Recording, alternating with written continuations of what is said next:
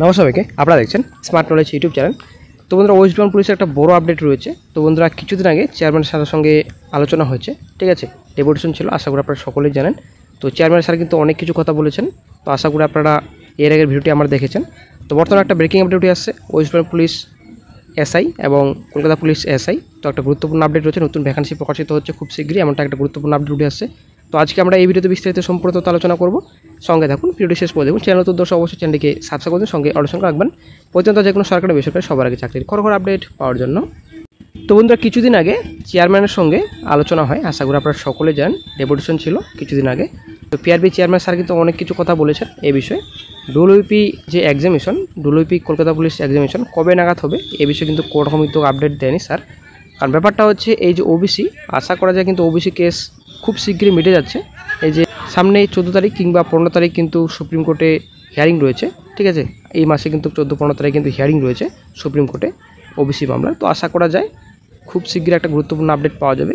OBC মামলা কিন্তু মিটে যাচ্ছে, কারণ ব্যাপারটা হচ্ছে হাইকোর্টে যেটা রায়, হাইকোর্টের রায় কিন্তু বহালই থাকবে আশা করা যায়, ঠিক আছে। কারণ ব্যাপারটা হচ্ছে, হাইকোর্টের তরফ থেকে কিন্তু ক্লিয়ার বলা হচ্ছে 7% সংরক্ষণ মেনেই কিন্তু নিয়োগের বিজ্ঞপ্তি প্রকাশিত করতে হবে, এবং নিয়োগ পেন্ডিং যে রিকুইরমেন্টস রয়েছে, অল পেন্ডিং রিকুইরমেন্টস কিন্তু কন্টিনিউ করতে পারবেন 7% সংরক্ষণ মেনেই, ঠিক আছে। তো সেই হিসাবে বন্ধুরা, রাজ্য সরকার কিন্তু মেনে নিয়েছে। আর ব্যাপারটা হচ্ছে, এই যে এসএসসি নোটিফিকেশন এবং আদার্স নোটিফিকেশন, যেমন আপনাদের ডব্লিউবিএমএসসি, ঠিক আছে, সাব অ্যাসিস্ট্যান্ট ইঞ্জিনিয়ার পোস্টে যে বিজ্ঞপ্তি প্রকাশিত হয়েছিল, সেটাও কিন্তু মডিফাই করা হয়েছে। 7% সংরক্ষণ মেনে কিন্তু নিয়োগের বিজ্ঞপ্তি বর্তমানে এখন প্রকাশিত করবে রাজ্য সরকার, সেটা কিন্তু ক্লিয়ার এখন বোঝা যাচ্ছে। রাজ্য সরকার কিন্তু হার মেনে গেছে, এটা কিন্তু শিওর, ঠিক আছে। কিন্তু রাজ্য সরকার চাইছে যে এই যে সুপ্রিম কোর্টের নেক্সট হিয়ারিং ডেট রয়েছে বর্তমানে 14 তারিখ কিংবা 15 তারিখ হয়তো শুনানি হতে পারে। তো সেই দিনে একটা গুরুত্বপূর্ণ আপডেট পাওয়া যাবে, সেটা কিন্তু লাস্ট হিয়ারিং ডেট হয়তো হতে পারে। যদি সুপ্রিম কোর্ট চায়, সেই দিনে কিন্তু হিয়ারিং হয়ে একটা জাজমেন্ট হবে আশা করা যায়, ঠিক আছে।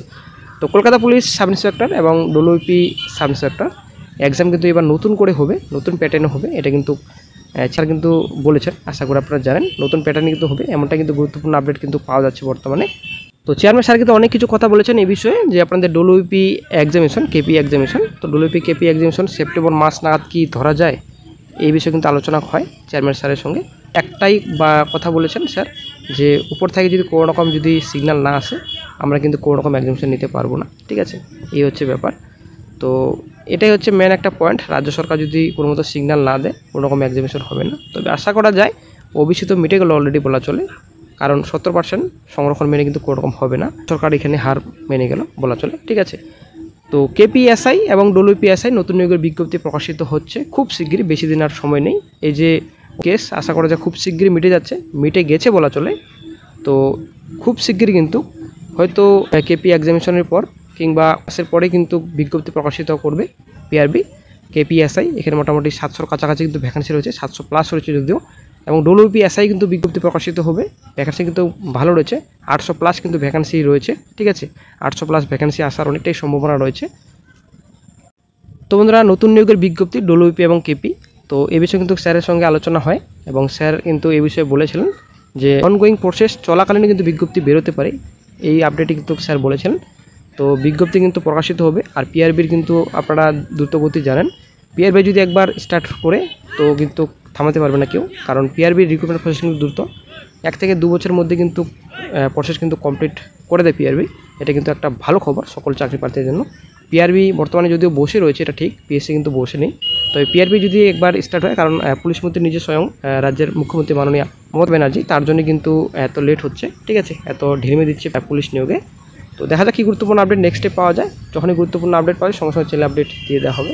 তো বন্ধুরা, অবশ্যই আপনারা সেপ্টেম্বর মাস ধরেই কিন্তু আপনারা প্রিপারেশন নিতে থাকুন, কারণ সেপ্টেম্বর মাস নাগাদে কিন্তু এক্সামিনেশন হওয়ার অনেকটাই সম্ভাবনা রয়েছে, ম্যাক্সিমাম চান্স কিন্তু সেপ্টেম্বর মাস নাগাদে কিন্তু এক্সামিনেশন হবে, ঠিক আছে।